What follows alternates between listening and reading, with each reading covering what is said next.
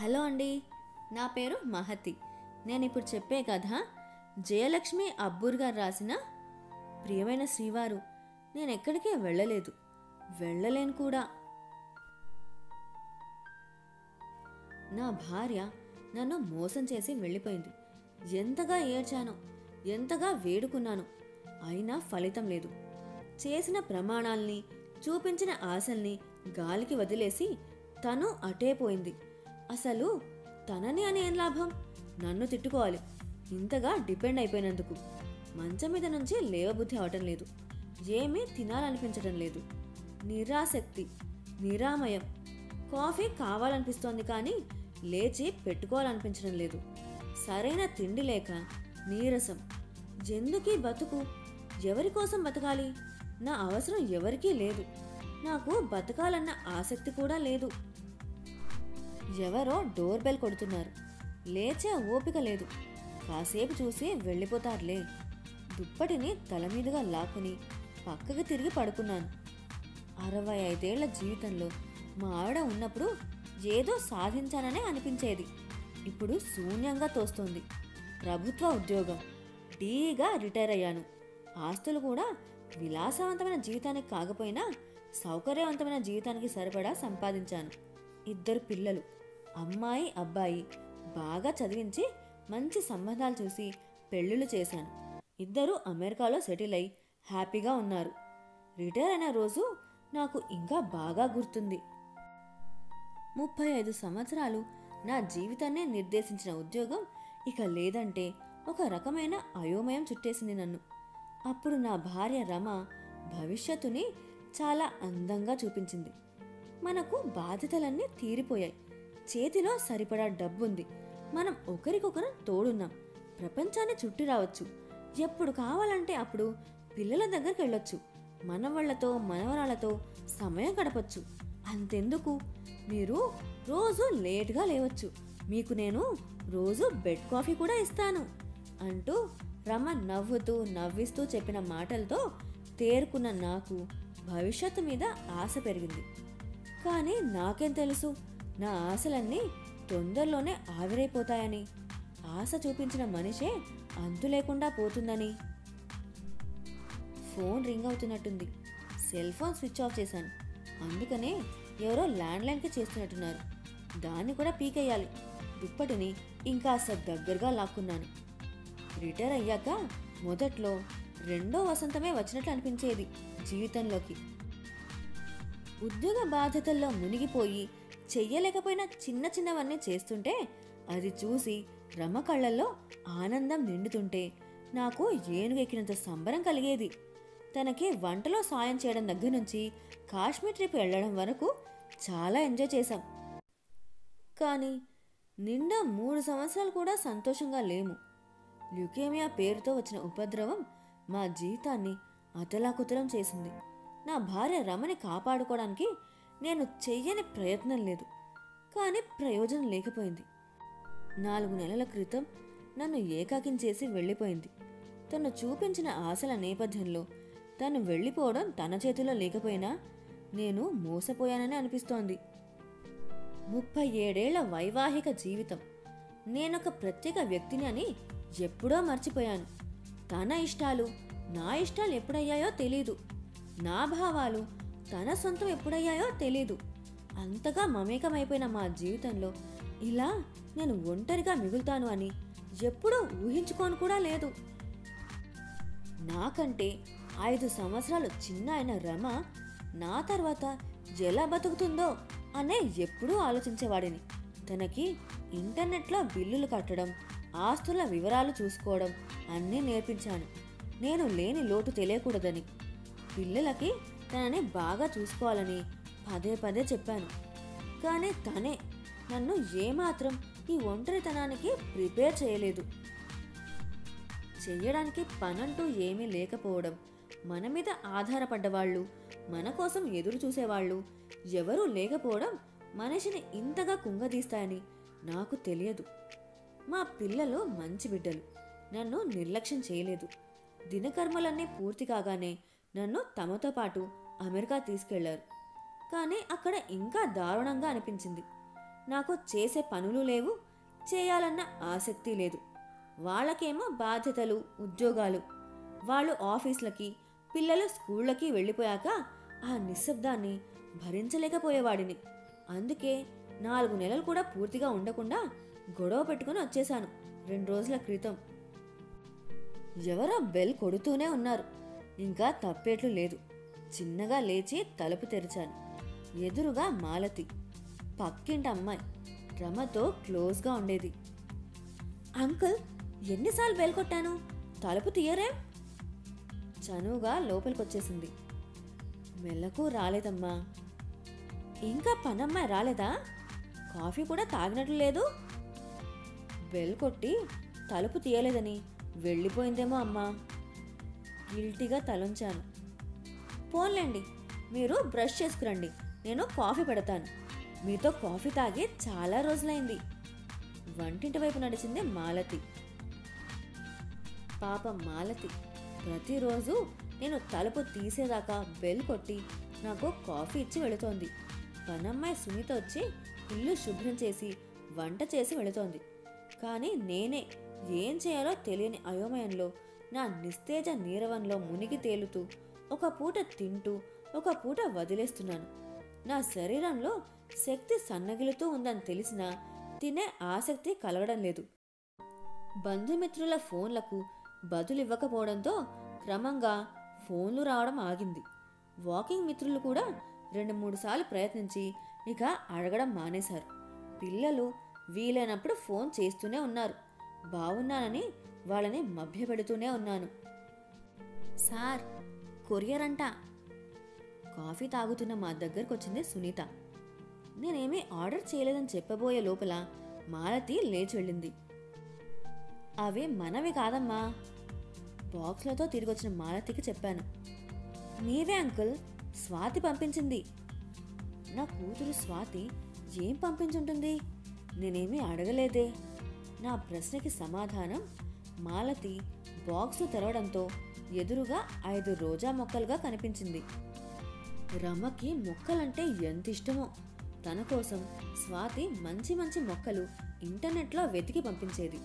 రమ ఎక్కడ స్థలం ఉంటే అక్కడ ఇంటిని మొక్కలతో నింపేసేది. నేను అమెరికా వెళ్ళేప్పుడు అన్నింటినీ ఇచ్చేశాను. ఇప్పుడు నేనేం చేసుకోవడానికి మొక్కలు? రమని మరింత గుర్తు చేయడానికి కాకపోతే? మాలతి, నువ్వు తీసుకెళ్ళమ్మా ఈ మొక్కలు. కళ్ళల్లో తిరిగిన నీరు తనకి కనిపించకుండా ముఖం పక్కకి తిప్పుకున్నాను. అంకుల్, స్వాతి బాధపడుతుంది, ప్లీజ్ ఉంచండి. సున్నితంగా తిరస్కరించి వెళ్ళిపోయింది మాలతి. ఆ మొక్కలనే చూస్తూ కూర్చున్నాను. పువ్వులు విరబూసున్నాయి. ఒక్కోటి ఒక్కో రంగు. మొక్కలు కొంచెం వడలినట్టు అనిపించాయి. వాటిని తీసుకెళ్లి బాల్కనీలో పెట్టి నీళ్లు పోశాను. రమ నవ్వినట్టు అనిపించింది. ఆ ఫీలింగ్ కోసమే ప్రతిరోజు లేవగానే మొక్కలకి నీళ్లు పోయడం అలవాటు చేసుకున్నాను. కానీ రోజులు మాత్రం దుర్భరంగానే గడుస్తున్నాయి. జీవితం తెగిన గాలిపటంలా అనిపిస్తూ ఉంది. సంపూర్ణ విశ్రాంతి కావాలనిపిస్తూ ఉంది. అంకుల్, ప్లీజ్ అంకుల్, నాకు ఈ ఒక్క హెల్ప్ చేయండి చాలు, ప్లీజ్. మాలతి గంట నుంచి అభ్యర్థిస్తూనే ఉంది. ఎలా మాలతి, నాకు కుక్క పిల్లని చూసుకునేంత ఇష్టం కానీ ఓపిక కానీ రెండూ లేవు. నన్ను వదిలే అమ్మా అన్నానే కానీ గిల్టీగా ఉంది చెయ్యలేకపోతున్నందుకు. తను నన్ను చూసుకుంటున్న తీరుకి, ఇప్పుడు అభ్యర్థిస్తున్న పద్ధతికి చేయాలని అనిపిస్తున్నా చేయలేనని భయంగా ఉంది. పిల్లలు చాలా అడుగుతున్నారని కుక్క పిల్లని తెప్పించిందట మాలతి. భర్తకి ఇష్టం లేదని తెలిసినా తెప్పించాక పిల్లల కోసం ఒప్పుకుంటారులే అనుకుంది. కానీ ఆయన ససేమిరా కాదని చెప్పడంతో ఆయన్ని ఒప్పించే వరకు నన్ను చూసుకోమని అడుగుతోంది. నేనే ఒక పూట తింటూ ఒక పూట మానేస్తూ అయోమయంలో బతికేస్తున్నాను. నేను ఈ బాధ్యతను మొయ్యగలనా అని నా భయం. జస్ట్ మీ ఇంట్లో ఉండనివ్వండి అంకుల్, దాని పని మొత్తం నేనే చూసుకుంటా. ప్లీజ్ అంకుల్, ఇచ్చేస్తానంటే పిల్లలు ఏడుస్తున్నారు, ప్లీజ్. మాలతి ముఖంలోని వేడుకోలు నన్ను మారు మాట్లాడనివ్వలేదు. అయితే ఏ మాటకు ఆ మాటే చెప్పుకోవాలి. చిన్న పొమోరియన్ కుక్కపిల్ల ఎంత అందంగా ఉందో. అనుకోకుండా ఉండలేకపోయాను మాలతి చేతుల్లో దాన్ని చూసి. కిందకు వదిలితే దాన్ని దీన్ని వాసన చూస్తూ ఇల్లంతా కలియ తిరుగుతున్న దాని ఉత్సాహం చూస్తే ముచ్చటేసింది. దాంతోపాటు దాని ఫుడ్ ప్యాకెట్లు కూడా ఇచ్చి వెళ్ళింది మాలతి.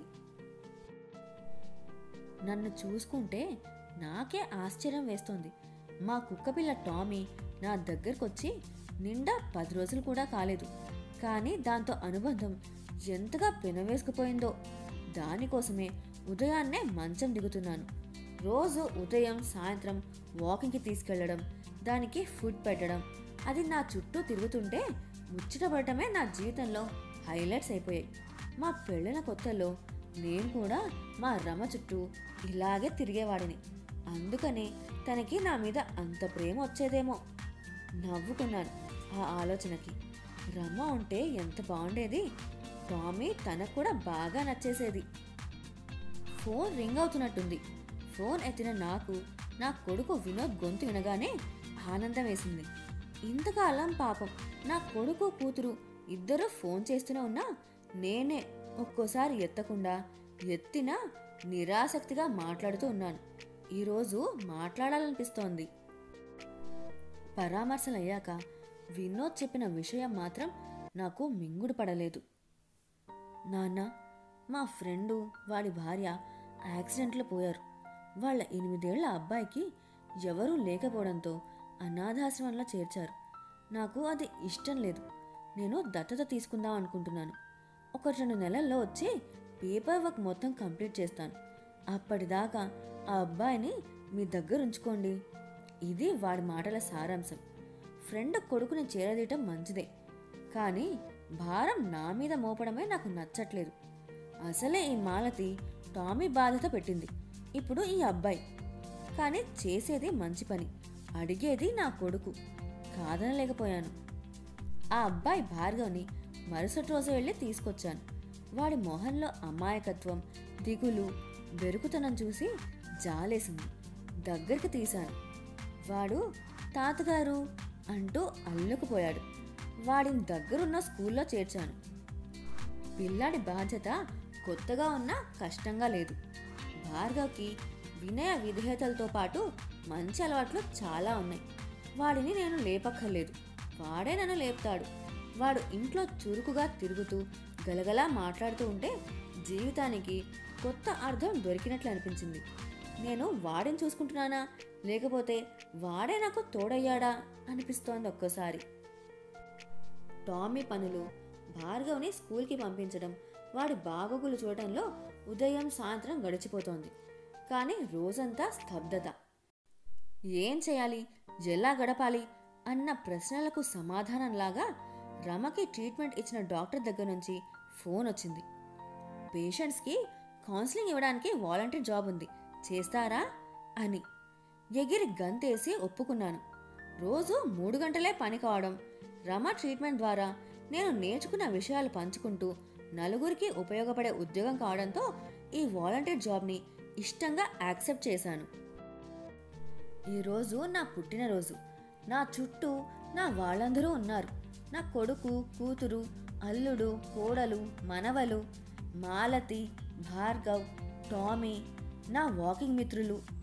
మర్చిపోయా చెప్పడం, టామీ వచ్చిన కొద్ది రోజులకే నా మిత్రులు మళ్ళీ వచ్చి నన్ను అడగడం, వాళ్లతో నేను మళ్ళీ వాకింగ్ మొదలు పెట్టడం జరిగింది. చుట్టూ చూశాను. అందరి మొహాల్లోనూ చిరునవ్వు, నా మొహంలో కూడా. బాల్కనీ వైపు చూశాను. అక్కడ పూసిన పూలలో రమ నవ్వు కనిపించింది. ఈరోజు నాకు జీవితంపై ఆశ ఉంది. రమ లేని లోటు పూడ్చుకోలేకపోయినా తన జ్ఞాపకాలు నన్ను ముందుకు నడిపిస్తున్నాయి. మన కోసం నలుగురు ఉండటం అంటే ఇంతే కదా. రమ నన్ను వదిలి వెళ్ళిపోయినా వీళ్ళందరూ ఉండబట్టే కదా నేను తేరుకోగలిగాను. లేకపోతే ఏమైపోయేవాడినో. అందరినీ దగ్గరికి పిలిచాను.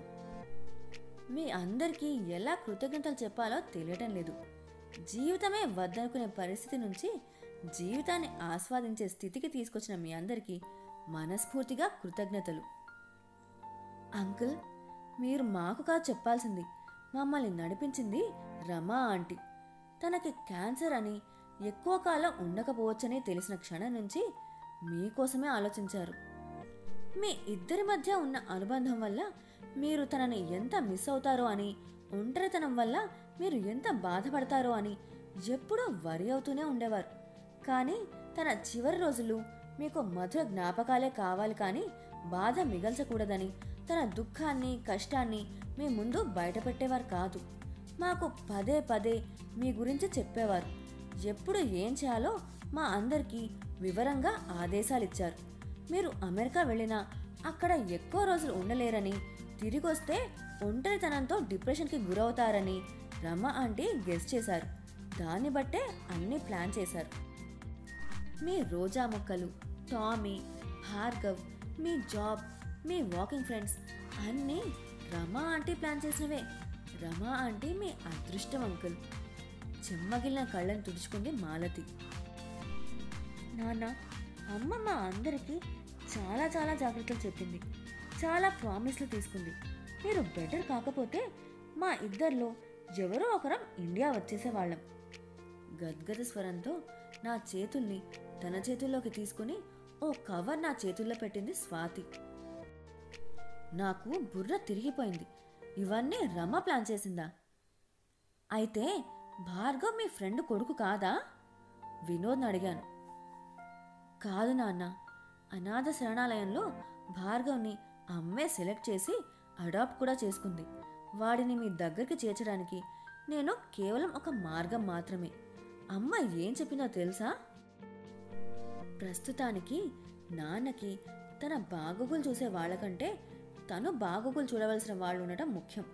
తర్వాత ఆయనకి అవసరమైనప్పుడు మీ అందరూ ఆయన్ని జాగ్రత్తగా చూసుకోండి అని వినోద్ నా భుజం మీద చేయేస్తూ చెప్పాడు. నాకు అర్థమైంది. నిర్వర్తించాల్సిన బాధ్యతలు లేక, సరదాగా గడపడానికి తోడు లేక, నడి సముద్రంలో గమ్యం లేని నావలా ఉన్న నాకు మొక్కలు, టామీ, భార్గవుల రూపంలో బాధ్యతలు కల్పించి దిశానిర్దేశం చేసింది రమ. మిత్రుల రూపంలో మానసిక ఉల్లాసాన్ని, క్యాన్సర్ హాస్పిటల్లో ఉద్యోగంతో మానసిక సంతృప్తిని ఇచ్చింది. ఇన్ని తీసుకున్న నేను ఈ రుణం ఎలా తీర్చుకోను? స్వాతి ఇచ్చిన కవర్ వైపు చూశాను. ఏదో లెటర్లా ఉంది. దాన్ని తెరిచిన నన్ను రమ దస్తూరి స్వాతి చినుకులా పలకరించింది. ప్రియమైన శ్రీవారు, నేనెక్కడికి వెళ్ళలేదు, వెళ్ళలేను కూడా. మీ మనసుతో పెనవేసుకుపోయిన నా మనసుకి విడదీసుకోవడం తెలియదు. మరి మీ గుండె చప్పుడులో నేనున్నాను, మీ ఉచ్ఛ్వాస నిశ్వాసంలో నేనున్నాను. జీవితం దేవుడిచ్చిన వరం. మీరు మీ జీవితాన్ని పరిపూర్ణంగా ఆస్వాదించాలని, అది నా కోసం కూడా కాబట్టి మీ ఆస్వాదన మరింత గాఢంగా ఉండాలని కోరుకుంటున్నాను.